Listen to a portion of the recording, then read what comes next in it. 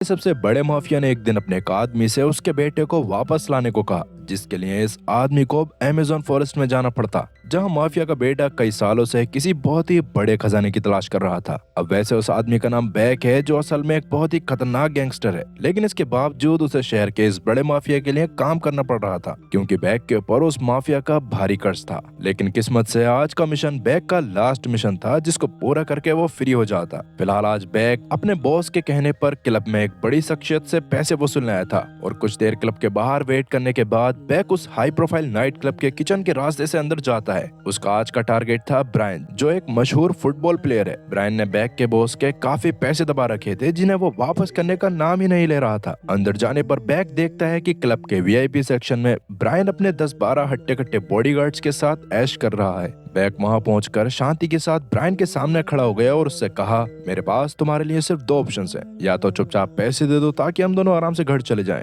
या फिर मैं तुम्हारा भूत बनाकर पैसे ले जाऊंगा। जो सुनकर ब्रायन हंसने लगा, क्योंकि उसे लग रहा था कि एक अकेला अंडे जैसी शक्ल का वो आदमी उसका क्या ही कर लेगा। तब उसके खली जैसे बॉडीगार्ड्स बैक को घेर लेते हैं, और बॉडीगार्ड्स के मन में भी सेम ब्रायन जैसे ख्याल आ रहे थे। लेकिन बैक लड़ने से पहले एक उसूल मानता है। वो बाथरूम में जाता है और अपने बॉस बिल्ली को कॉल करके कहता है कि ब्रायन पैसे नहीं दे रहा, क्या मैं ऑप्शन बी यूज कर लूं? फिलहाल बिल्ली को बस अपने पैसे वापस चाहिए थे, इसलिए बिना सोचे उसे वो हरी झंडी दे देता है। और जब फोन कट करके बैक वापस आया तो क्लब का म्यूजिक काफी तेज हो गया था। तब बैक ने अपनी जैकेट उतारी और म्यूजिक की बीट के साथ एक एक करके ब्रायन के सभी बॉडीगार्ड्स का भरता बनाना शुरू कर दिया। उसने पहले बॉडीगार्ड को एक घूंसे में ही हवा में उड़ा दिया। अब दूसरा बॉडीगार्ड जब तक कुछ समझता, बैक ने उसे काउंटर पर पटक दिया। एक के बाद एक वो सभी 10 बॉडीगार्ड्स को ऐसे धूल चटाता है जैसे वो बच्चों के साथ खेल रहा हो, जो देखकर तो ब्रायन की आंखें फटी रह गईं। तब बैक ब्रायन की उंगली से एक कीमती डायमंड रिंग निकाल लेता है और वहां से बिना किसी खरोच के निकल जाता है। बैक उस क्लब से बाहर आया ही था कि तभी किसी ने पीछे से बैक पर गोली चला दी। हालांकि बैक उनसे मरता नहीं, क्योंकि वो रबर बुलेट्स थी। तब बैक समझ जाता है कि उसके बॉस ने बस उसका टेस्ट लेने के लिए ये सब किया है। अब कुछ देर बाद बैक अपने बॉस बिली के पास जाकर उन रबर बुलेट्स का गुस्सा निकालने लगता है। उस वक्त बैक की बातों से ये साफ जाहिर हो रहा था कि बैक को ये सब करना पसंद नहीं है। ना तो उसे किसी की हड्डियां तोड़ने का शौक था और ना ही वसूली करने का, बल्कि बैक तो एक शेफ बनना चाहता था और अपना खुद का रेस्टोरेंट खोलना चाहता था, ताकि वो बढ़िया खाना बनाकर अपनी लाइफ अच्छे से जी सके। लेकिन फिलहाल वो अपने बॉस बिल्ली के कर्ज में डूबा हुआ था, इसलिए मजबूरी में उसे ये वसूली का काम करना पड़ रहा था। कुछ देर अपनी भड़ास निकालने के बाद बैक बिल्ली को वो डायमंड रिंग सौंप देता है और उसे कहता है कि बस ये मेरा आखिरी काम था और अब मुझे मेरी आजादी चाहिए और साथ ही मेरा रेस्टोरेंट भी। लेकिन बिल्ली एक शातिर दिमाग आदमी था। वो जानता था कि बैक जैसा आदमी मुश्किल से मिलता है। तब वो बैक के सामने एक आखिरी शर्त रखता है। वो उसे एक ऐसा काम देता है जिसके करने के बाद बैक हमेशा के लिए आजाद हो जाएगा। बिल्ली एक फोटो टेबल पर रखता है जिसमें एक नौजवान लड़का था। बिल्ली कहता है कि ये मेरा बेटा ट्रेविस है। ये बेवकूफ अमेज़न के जंगलों में कहीं गायब हो गया है। वो बस एक आर्कियोलॉजिकल रिसर्च के नाम पर वहां गया था, लेकिन कभी वापस नहीं आया। फिलहाल तुम्हें बस वहां जाना है, उसे ढूंढना है और उसे घर वापस लाना है। अगर तुम ये कर दोगे तो मैं तुम्हें इतने पैसे दूंगा कि तुम अपना ड्रीम रेस्टोरेंट खोल सकोगे। अब वैसे बैक के पास कोई और रास्ता नहीं था, और क्योंकि उसे अपनी आजादी भी चाहिए थी, इसलिए वो हाँ कर देता है। लेकिन बैक को ये नहीं पता था कि ये पिकअप एंड ड्रॉप वाला मिशन उसकी जिंदगी का सबसे खतरनाक सफर बनने वाला है। जिसके बाद बैक बिना देरी किए एक लोकल पायलट को हायर करके अमेज़न के उस घने जंगल की तरफ निकल पड़ा। तब लैंडिंग के दौरान रनवे पर काफी सारी भेड़ बकरियां होने के कारण उन्हें क्रैश लैंडिंग करनी पड़ी। जिसके बाद वो दोनों पास के ही एक गांव में पहुंचते हैं। तब बैक का पायलट डेकन, जो थोड़ा सा सरफिरा था, वो बैक को उस इलाके की सच्चाई बताता है कि ये जंगल नरक है दोस्त, यहाँ तुम्हारी ताकत नहीं किस्मत काम आएगी। जिसके बाद बैक डेकन की पुरानी जीप में बैठकर उस गांव की तरफ निकलता है जहाँ आखिरी बार ट्रेविस को देखा गया था। ये इलाका एक आम जंगल नहीं है और यहाँ सिर्फ एक ही आदमी का राज चलता है, जिसका नाम है हैचर। असल में हैचर एक रूथलेस बिजनेसमैन था, जो वहाँ सोने की खुदाई करवाता है और वहाँ के लोगों को गुलाम बनाकर रखता है। कुछ ही देर में जब बैक उस गांव में एंटर करता है, तब उसने देखा कि वहाँ का माहौल एकदम टेंशन भरा था और वहाँ के लोग भी काफी डरे सहमे हुए थे। दूसरी तरफ हम ट्रेविस को देखते हैं, जो उस गांव के लोकल बार में जाता है, जहां उसकी मुलाकात वहां की बारटेंडर मरियाना से होती है। असल में ट्रेविस और मरियाना एक दूसरे को काफी लंबे समय समय से जानते थे और वो एक दूसरे से सारी बातें भी शेयर करते थे। तब ट्रेविस रिवील करता है कि असल में उसके पिता ने उसे ऑक्सफोर्ड यूनिवर्सिटी में पढ़ने के लिए भेजा था, जहां पढ़ाई करते वक्त एक रिसर्च के दौरान उसे इस जगह पर मौजूद एक बहुत ही बड़े खजाने के बारे में पता चला, जिसकी वजह से ही वो यहाँ आया था। और ये बात वो अनजाने में मरियाना को भी बता देता है। इधर बैक को गांव में आने पर उसे जितना जल्दी हो सके ट्रेविस को ढूंढना था, इसलिए वो अपना काम आसान करने के लिए हैचर के पास जाता है, क्योंकि उसे पता था कि हैचर ही वो शख्स है जो उसके काम को आसान कर सकता है। लेकिन उसे क्या पता था कि वहाँ जाने पर एक और मुसीबत उसका इंतजार कर रही है। खैर कुछ देर बाद जब वो हैचर के पास ट्रेविस के बारे में पूछने गया, तब हैचर ने उसे बहुत आसानी से ट्रेविस के बारे में बता दिया, लेकिन बदले में उससे $10,000 भी मांगे। अब बैक चाहता तो पैसे नहीं भी देता, लेकिन डॉलर उसके बाप के नहीं थे, इसलिए वो उसे चुपचाप $10,000 दे देता है। तब बैक हैचर के दिए पते पर जाता है जो एक बार था। अंदर जाने पर उसे एक लड़की दिखाई दी जिसका नाम था मरियाना। तब बैक मरियाना की आंखों में देखते हुए उससे ट्रेविस के बारे में पूछता है, लेकिन इतने में ही बैक की नजर बार के कोने में बैठे एक लड़के पर पड़ती है। वो कोई और नहीं बल्कि ट्रेविस ही था। ट्रेविस वहाँ मजे से बैठा था और बातें कर रहा था जैसे उसे दुनिया की कोई फिक्र ही ना हो। बैक शांति से उसके पास गया। तब ट्रेविस बैक को देखकर कहता है कि तू कौन है बे? बैक ने मुस्कुराते हुए कहा कि मैं तुम्हारा रिटर्न टिकट हूँ, अब चलो डैडी बुला रहे हैं। लेकिन ट्रेविस जाने से मना करते हुए कहता है कि वो यहाँ एक गेटो ढूंढने आया है, एक ऐसा लॉस्ट आर्टिफैक्ट जिसकी कीमत करोड़ों में है, जबकि बैक को इन सब कहानियों से कोई मतलब नहीं था।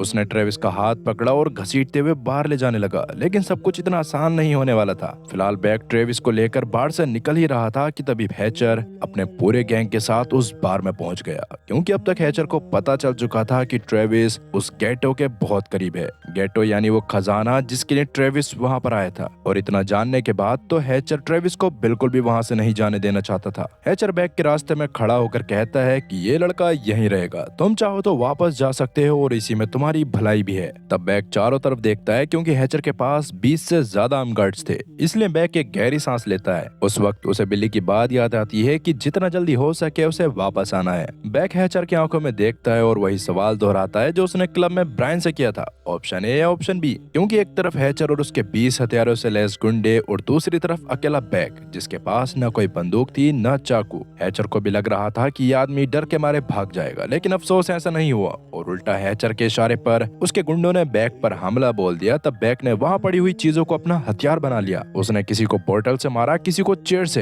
हैचर जो अभी तक मुस्कुरा रहा था उसका चेहरा अब सीरियस हो गया। उसने देखा कि उसका पूरा गैंग जमीन पर ढेर हो चुका है और बैक को एक खरोंच तक नहीं आई। तब बैक ने ट्रेविस का कॉलर पकड़ा और उसे लेकर जाने लगा। हैचर भी अब तक समझ चुका था कि यह आदमी कोई मामूली बॉडीगार्ड नहीं है। तब उसने बैक को वहां से जाने दिया, लेकिन ये उसकी हार नहीं बल्कि एक नया प्लान भी था। तब बैक ट्रेविस को जबरदस्ती डेकन की जीप में बिठाता है और वो दोनों वहां से एयरपोर्ट की तरफ निकल पड़े। अब रास्ते में जाते हुए ट्रेविस बैक का दिमाग खा रहा था। ट्रेविस बैक से कहता है कि भाई तू समझ नहीं रहा, वो गेटो यही कहीं है, अगर हमने वो ढूंढ लिया तो हम दोनों अमीर हो जाएंगे। लेकिन फिलहाल बैक उसकी बकवास सुनने के मूड में नहीं था। उसका ध्यान सिर्फ स्टीयरिंग पर था कि तभी पीछे से गोलियां चलने की आवाज आती है, क्योंकि बैक के ट्रेविस को लेकर वहां से निकलते ही हैचर ने अपने सबसे खतरनाक शूटर्स को उनके पीछे लगा दिया था। हैचर के आदमी बाइक्स और ट्रक से उनका पीछा कर रहे थे।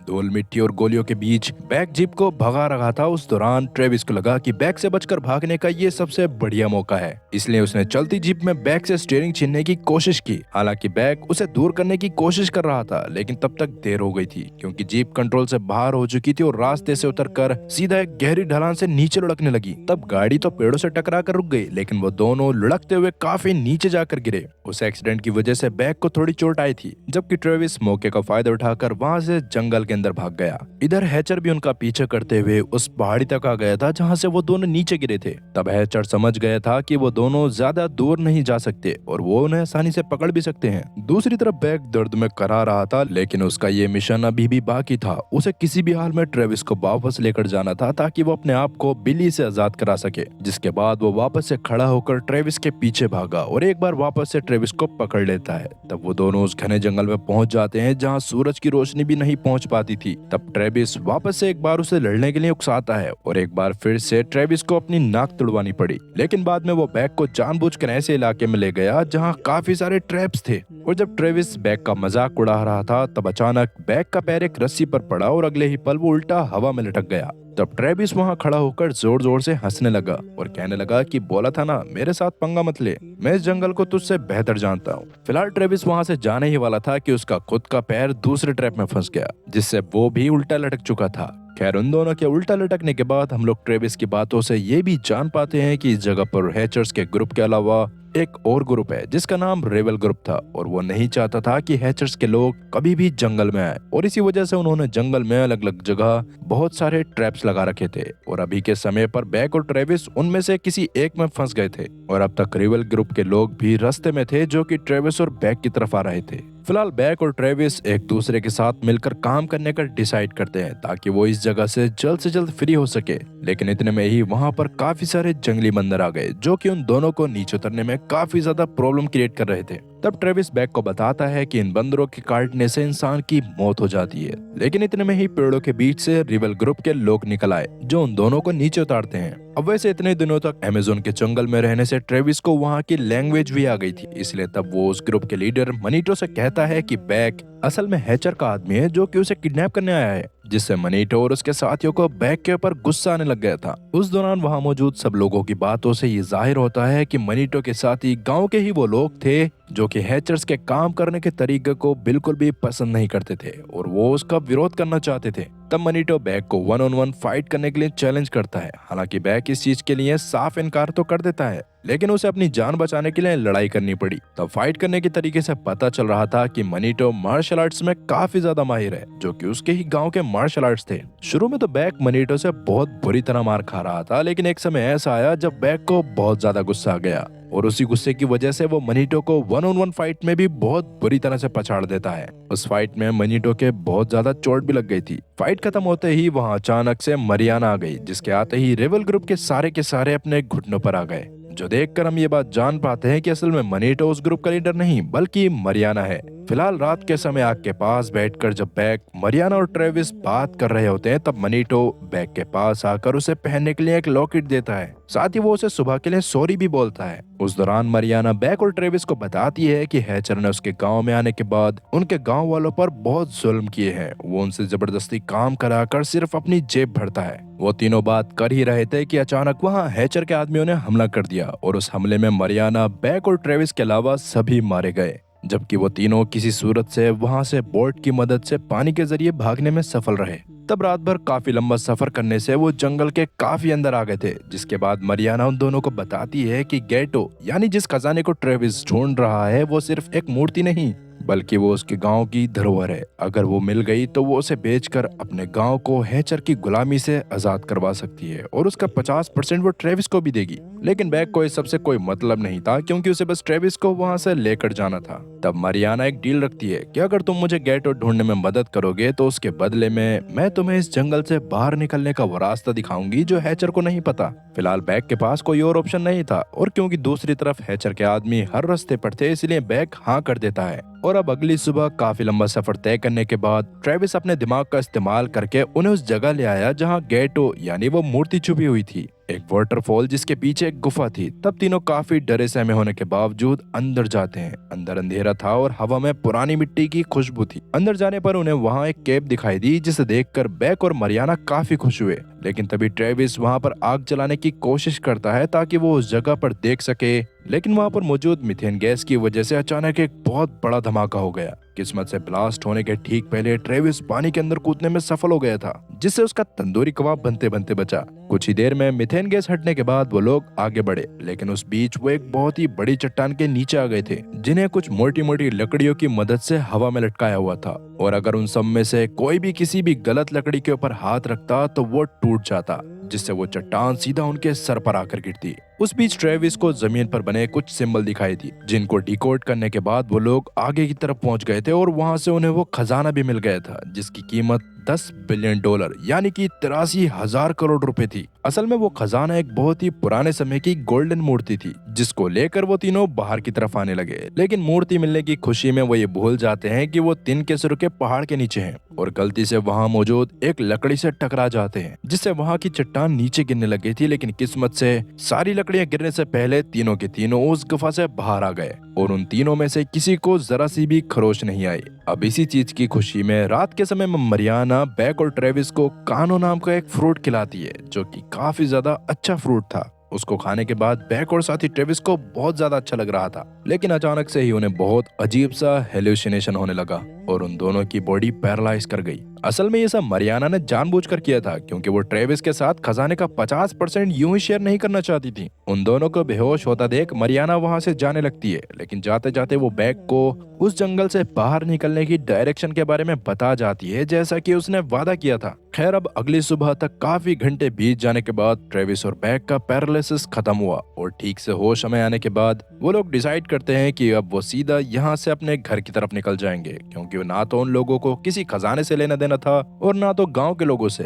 फिलहाल ट्रेविस तो ऐसा नहीं चाहता था, लेकिन बैक इस बार उसके साथ जबरदस्ती करता है, क्योंकि थोड़ी देर पहले उन लोगों की जान जाते जाते बची थी। इसलिए वो दोनों के दोनों सीधा वहां पर से अपने एयरबेस पर पहुंच गए। वहां पहुंचने पर डेकन उन्हें बताता है कि हैचर्स के लोगों ने पिछली रात मरियाना को पकड़ लिया था और उससे वो कीमती खजाना भी छीन लिया। वैसे तो मरियाना हैचर्स के लिए ही उस खजाने को लेकर जा रही थी, ताकि खजाने के बदले हैचर उसके गांव को फ्री कर दे, लेकिन उसके बदले में भी हैचर उस गांव को नहीं छोड़ना चाहता था। उसने खजाना तो रख ही लिया था और साथ ही उसने मरियाना को भी बंदी बना लिया। इतना सब जानकर बैक ने मरियाना की मदद करने का डिसाइड किया, क्योंकि बेशक से मरियाना ने उन लोगों को धोखा दिया हो ताकि वो आप लोगों की मदद कर सके। तब बैक मरियाना की मदद करने जाने से पहले ट्रेविस को एक जगह पर बांध कर जाता है, क्योंकि वो नहीं चाहता था कि इस लड़ाई के बीच उसको कुछ हो जाए जिससे उसकी बिली के साथ हुई डील टूट जाएगी। वहीं हम लोग हैचर को देख पाते हैं, जिसे इस बारे में भी पता चल गया था कि मरियाना ही असल में रिबेल ग्रुप की लीडर है और इसीलिए वो उसको और उसके साथियों को पकड़कर वहां पर पूछताछ करने की कोशिश कर रहा था।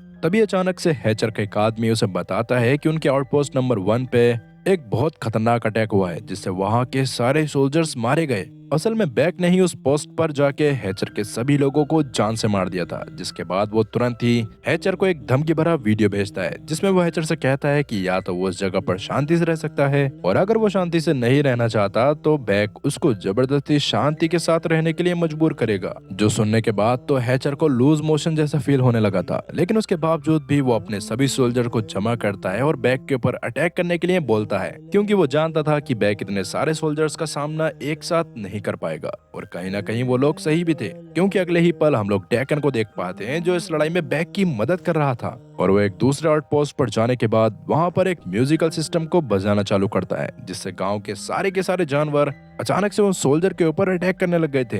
अब वैसे तो हैचर के सभी लोगों के पास एक से एक खतरनाक हथियार था, लेकिन उसके बावजूद भी बैक उनसे हाथों से लड़ाई कर रहा था, क्योंकि उसने कसम खाई थी कि वो किसी भी हालत में कभी भी किसी वेपन को हाथ नहीं लगाएगा। उसी पल हम लोग ट्रेविस को देख पाते हैं, जो कि अपने हाथों में 2 रिवॉल्वर लेकर हैचर्स के लोगों के ऊपर फायर करना चालू कर चुका था, और वो एक एक करके हैचर के बहुत सारे लोगों को मार गिराता है। लेकिन उस दौरान वो अपनी बेवकूफी के चलते एक स्टोर में घुस गया, जहाँ पर हैचर का एक आदमी उसकी दोनों बंदूकें छीनकर फेंक देता है। तब ट्रेविस को उस आदमी से हाथों से लड़ना पड़ता है, जिसमें पहले से ही ट्रेविस का हाथ टाइट था, लेकिन उसके बावजूद भी वो किसी तरह से उस आदमी को टेक डाउन करने में सफल हो गया। इधर अब अपने इतने सारे सोल्जर्स को दुनिया से जाता देख हैचर का काया पलट होने वाला था। उसको समझ में नहीं आ रहा था कि उसको क्या करना चाहिए। तब वो सबसे पहले तो अपने साथियों की मदद से उस खजाने को वहां से निकालने के बारे में सोचता है, जिसके बाद वो किसी भी तरह से अपने साथियों तक पहुंच जाता और बाद में वो लोग ब्लैक मार्केट में उस खजाने को सेल कर देते। वैसे तो बैक लड़ाई के ग्राउंड में काफी सारे हैचर्स के आदमियों को मार चुका था,